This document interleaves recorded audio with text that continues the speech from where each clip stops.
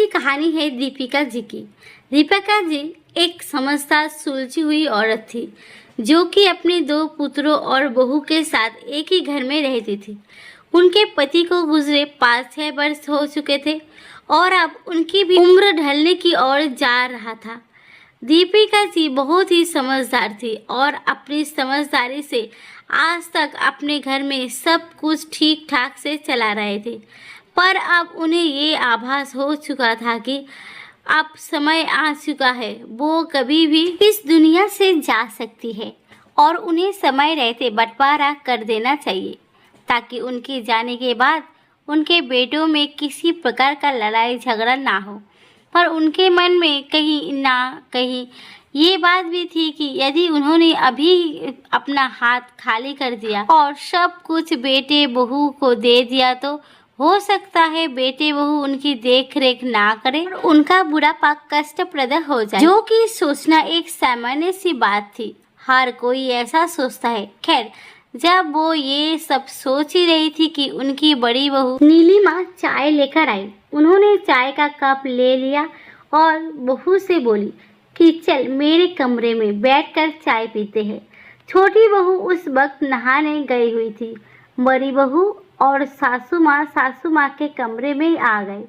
सासू माँ ने अपनी अलमारी खोली और बड़ी बहू नीलिमा को एक झुमके दिए और बोला कि ये झुमका तू रख ले, छोटी बहू को मत बताना क्योंकि मैं ये तुझे ही देना चाहती हूँ। तू मेरी बहुत सेवा करती है। बड़ी बहू नीलिमा झुमके पाकर बहुत खुश हो गई और सोचा कि सासू माँ उसे ज्यादा प्यार करती है और उसने चुपचाप से झुमके रख लिए।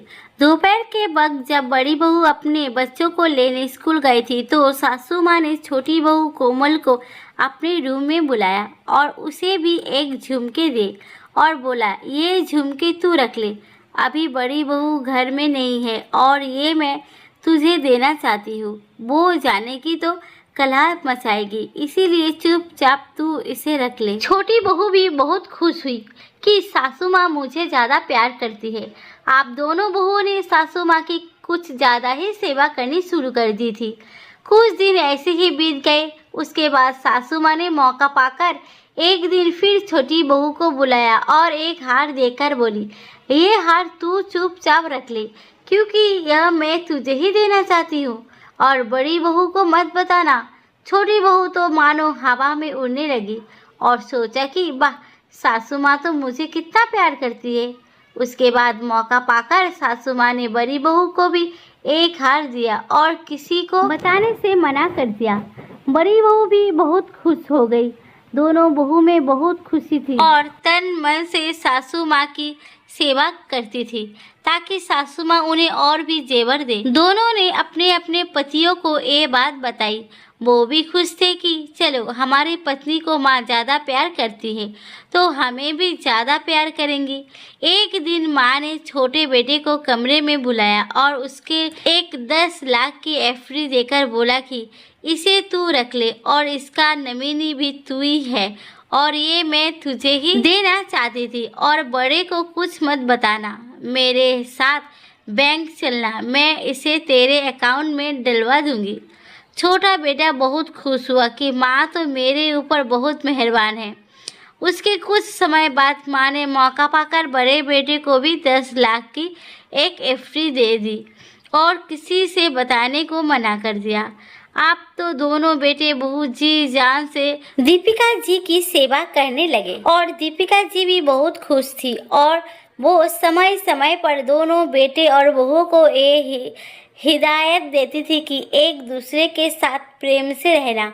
और क्योंकि दोनों बेटे बहू को ऐसा लग रहा था कि माँ की बात मानने में ही हमारी भलाई है क्योंकि माँ हमें ज़्यादा प्यार करती है, वो आपस में बहुत खुशी से और आधार से रहते थे। समय समय पर दीपिका जी दोनों बहुओं को एक एक जेवर दे देती थी और दोनों बेटे को कुछ पैसे दे देती थी और एक दूसरे को बताने से मना करती थी। धीरे धीरे 2-3 वर्ष बीत गए और माँ ने काफ़ी जेवर दोनों बहू को और काफ़ी पैसे दोनों बेटे को दे दिया। एक दिन मालती देवी की तबीयत बहुत खराब हो रही थी। मालती देवी ने बोला कि मुझे लगता है अब मैं नहीं बचूंगी। तो दोनों बेटे बहुओं ने बोला, हम अभी डॉक्टर को बुलाते हैं। डॉक्टर के आने पर डॉक्टर ने बोल दिया कि ये इनकी अंतिम अवस्था है, आप इनकी जितनी सेवा कर सके कर लीजिए। अब मालती देवी को समझ में आ चुका था कि अभी असली समय है। यदि अभी मैं ढीली पड़ी तो मेरा अंत समय बहुत ही कष्टकर हो जाएगा। मालती देवी ने अपना दिमाग दौड़ाया और बेटे बहू को ये एहसास दिला दिया कि अभी भी उनके पास काफ़ी सारे जेवर और पैसे पड़े हुए हैं। बेटे बहू ने जी जान से उनकी सेवा की, ये सोचकर कि जैसे आज तक मैं उन्हें छुपा कर देती आई है, आगे भी देती रहेगी। जब मालती देवी का अंत समय बिल्कुल निकट आ गया तो उन्होंने अपने तिजोरी की एक चाबी निकलकर बेटे और बहुओं के सामने रख दी और बोला कि मेरे पास जो कुछ भी है वो तिजोरी में पड़ा हुआ है। मेरे जाने के बाद जाकर तुम लोग निकल लेना और आपस में बांट लेना। दोनों बेटे बहू तो ये सोच रहे थे कि चलो, माँ ने तो पहले ही हमें काफ़ी जेवर और पैसे दे दिए हैं और अब बचे हुए भी जेवर पैसे उनमें से भी आधे हमें ही मिलेंगे। तब तो माँ ने हमारे लिए बहुत अच्छा किया और उन्होंने बहुत जी जान से सेवा की और कुछ समय बाद जब मालती देवी नहीं रही तो उनका बहुत अच्छे से अंतिम संस्कार किया। उसके कुछ समय बाद उन्होंने सोचा, चलो अब तिजोरी खोल कर देखते हैं कि उसमें क्या है। दोनों बेटे बहू इस बात से खुश थे कि हमें तो बहुत कुछ ज़्यादा मिल ही चुका है माँ की बदौलत। माँ हमें कितना प्यार करती थी। जब बेटे बहू ने तिजोरी खोली तो तिजोरी पूरी तरह से खाली थी। बस उसमें 2 मकान के पेपर थे। एक वो मकान, उसमें वो लोग रहते थे और एक मकान जो कि बिल्कुल इसी के बराबर इसी मकान के जैसा बगल में था, कि किराए पर दिया गया था, जिसका किराया दीपिका जी लेती थी। साथ में एक पत्र भी था। पत्र खोलकर बेटों ने पढ़ना शुरू किया। पत्र में लिखा था कि मैंने अपने जीते जी अपने सारे जेवर और सारे पैसे दोनों बेटे और बहुओं में बराबर बांट दिए। कोई फर्क नहीं किया, बस एक दूसरे को बताने नहीं दिया, ताकि इस लालच में कि माँ मुझे ज़्यादा प्यार करती है, कोई मेरा बुरा पाक खराब ना करे और मेरी सेवा करे। मेरी यह युक्ति कार्य कर भी रही थी। अंत समय तक बेटे बहुओं ने मेरी बहुत सेवा की। मेरे पास तुम लोगों को देने के लिए कुछ भी नहीं है, लेकिन यदि मैं यह झूठ नहीं बोलती और बता देती कि अब मेरे हाथ खाली हो चुके हैं तो शायद तुम लोग मेरी कद्र करना छोड़ देते। कम से कम पैसों के लालच में तुम लोगों ने मेरी कद्र की है। और इस तिजोरी में दोनों घर के पेपर है। यह घर मैंने बड़े बेटे के नाम और दूसरा घर छोटे बेटे के नाम कर दिया है। मुझे पता है कि साथ साथ में प्यार मोहब्बत से रहना संभव नहीं हो सकता, क्योंकि दोनों के अपने परिवार है और वो बढ़ेंगे ही। इसीलिए किराएदार से घर खाली करवा लेना और दोनों अपने अपने घरों में अपना परिवार लेकर रहना और हमेशा प्यार मोहब्बत से रहना।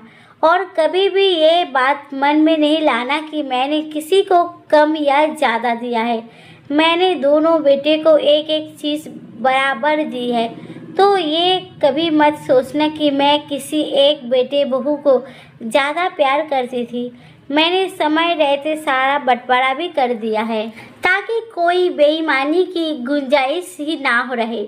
और साथ ही साथ इस तरह से किया कि मेरे हाथ भी खाली ना हो और कोई लड़ाई भी ना हो। पत्र पढ़कर बेटी बहू को अपनी माँ की बुद्धिमत्ता पर गर्व होने लगा और साथ ही साथ वो भी सोचने लगे कि हमारी माँ हम दोनों को कितना प्यार करती थी कि सारा बंटवारा भी खुशी खुशी कर दिया और हमारे बीच में किसी प्रकार का कोई कलह भी नहीं हुआ। मालती देवी ने अपनी समझदारी से अपना बुढ़ापा भी संभाल के रखा और बच्चे के बीच में कोई लड़ाई भी नहीं होने दी। सारा बंटवारा भी सही ढंग से समय रहते कर दिया। दोस्तों, ये तो एक कहानी है, पर यदि माँ बाप बुद्धिमानी पूर्वक अपने बच्चों को समय पर उनका हक हिस्सा दे दे और बराबर से दे, कोई ऊंच नीच या भेदभाव ना करे, तो कभी भी कोई भाई भाई आपस में दुश्मन नहीं बनेगा। हमारी कहानी अच्छी लगती हो तो लाइक करें, कमेंट करें, मेरे चैनल को सब्सक्राइब करना ना भूलिए। धन्यवाद।